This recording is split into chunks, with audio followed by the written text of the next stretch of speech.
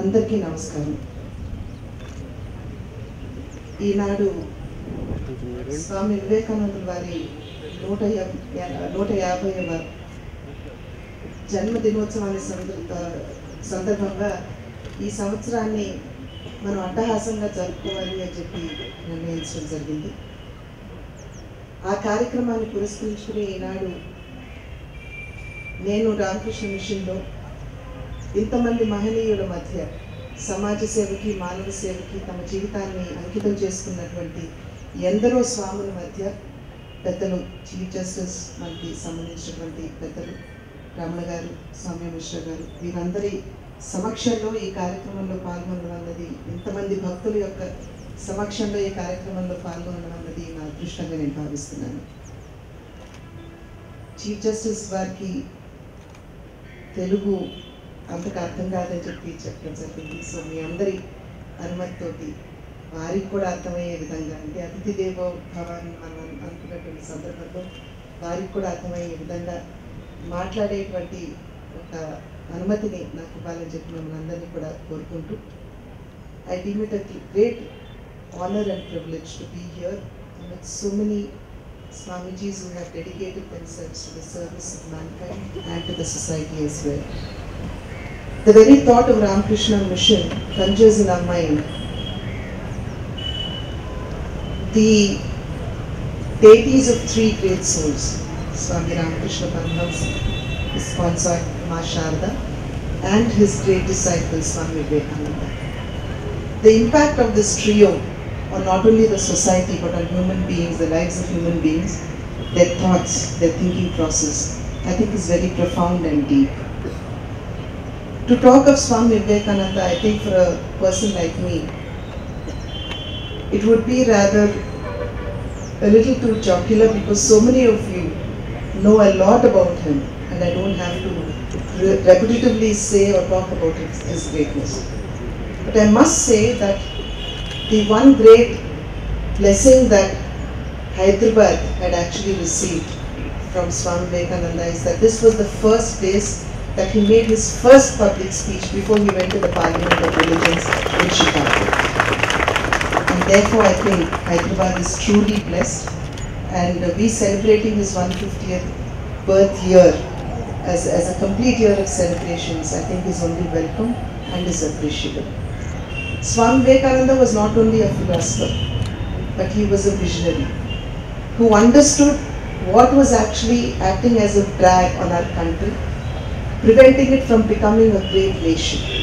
And the three most important areas that he had identified was: one, lack of education, what we call illiteracy today. The second one was not being able to prove or channelize the great youth force that we have in our country. Therefore, he is an icon to the youth in our country even to this day. And last but not the least is the empowerment of women, which he very deeply and strongly believed. And he believed that if we focus on these three areas, then definitely there can be no power in this entire world that can prevent India from becoming a great nation. Today, when we look at education, we know for a fact that we have improved our literacy rates to about 75% from the 18% that we were when we attained our independence. But is that what we mean by literacy and education? Is the question which Swami Vivekananda had put to the society and had forced us into actually retrospecting and thinking as to what should be the definition of education. He said, and he emphasized, that education is the panacea for all things evil in society. These were his exact words. అంటే సమాజంలో మనకు ఎదురయ్యేటువంటి రుగ్మతలన్నింటినీ కూడా దూరం చేసేటువంటి ఏకైక దివ్యౌషధం విద్య మాత్రమేనని చెప్పి స్వామి వివేకానందుల వారు చెప్పడం జరిగింది. అటువంటి విద్యని ఈనాడు మన పిల్లలకి అందజేయవలసినటువంటి బాధ్యత మనందరి మీద ఉంది. తల్లిదండ్రులుగా, ప్రభుత్వంగా, మరి పాలసీ సృష్టికర్తలుగా మనందరి మీద ఈ బాధ్యత ఉన్నటువంటి విషయాన్ని మనం గుర్తించాలి. ఈ మధ్య కాలంలో మనం విద్య అనే పదాన్ని కేవలం పిల్లల మెదళ్ళకి వారికి అర్థం కాని, వారు అర్థం చేసుకోలేని, వారు డైజెస్ట్ చేసుకోలేనటువంటి విషయాల్ని చొప్పించడం మాత్రమే అని చెప్పి మనం భావిస్తున్నాం. కానీ సమాజంలో చూసేటువంటి అరాచకాలన్నింటినీ కూడా దూరం చేయగల ఆలోచన శక్తిని మన పిల్లలకి అందించేటువంటి ఒక గొప్ప మాధ్యమం విద్య మాత్రమేనని చెప్పి మనం అందరం కూడా గుర్తించవలసినటువంటి అవసరం ఈనాడు చాలా ఉంది అని చెప్పి స్వామి వివేకానందులు గారు 150 సంవత్సరాల క్రితమే వారు చెప్పడం జరిగింది. అదేవిధంగా వారు యువత మీద కూడా ప్రత్యేకించి దృష్టి సారించడం జరిగింది. ఈనాడు మన దేశంలో 25 సంవత్సరాల లోపు యువత 40%, ప్రపంచ జనాభాలో 40% మన దేశంలోనే ఉన్నారు.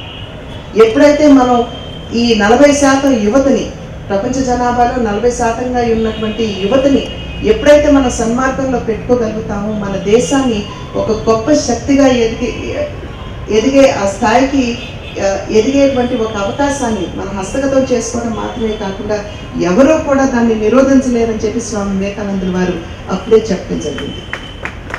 అదేవిధంగా స్త్రీ సాధికారత, ప్రపంచ జనాభాలోనే మహిళలు ఈనాడు 50%గా ఉన్నారు.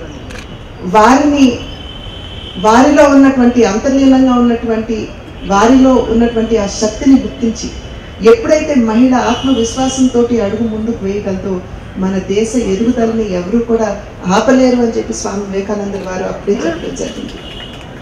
కనుక వారు కేవలం ఒక తత్వవేత్త మాత్రమే కాదు, ఒక గొప్ప దార్శనికవేత్తగా కూడా మనం అందరం కూడా గుర్తించవలసినటువంటి అవసరం ఈనాడు చాలా ఉంది.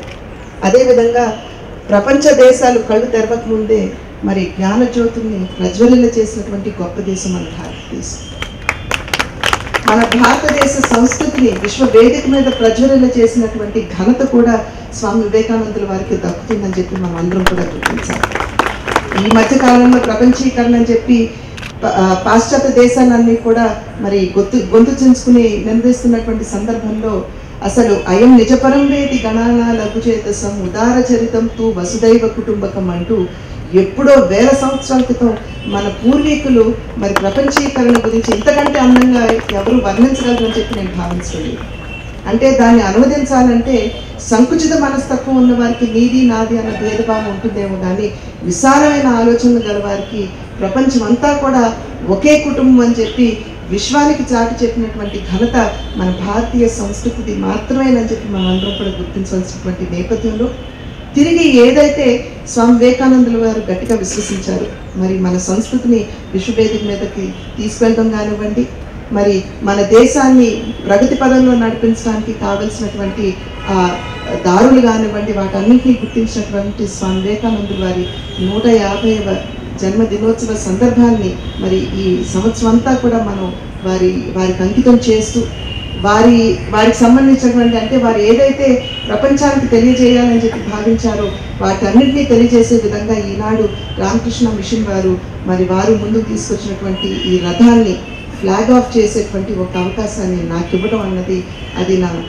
పూర్వజన్మ సుకృతంగా భావిస్తూ మరి స్వామి వివేకానందులు వారి గురువు గారు అయినటువంటి రామకృష్ణ పరమహంస, అదేవిధంగా వారి సాధ్య అయినటువంటి మరి తల్లి శారదామాత, వారి ముగ్గురి ఆశీస్సులు మనందరి మీద ఇదే విధంగా ఎల్లప్పుడూ ఉండాలని చెప్పి ప్రార్థిస్తూ సెలవు తీసుకున్నాను.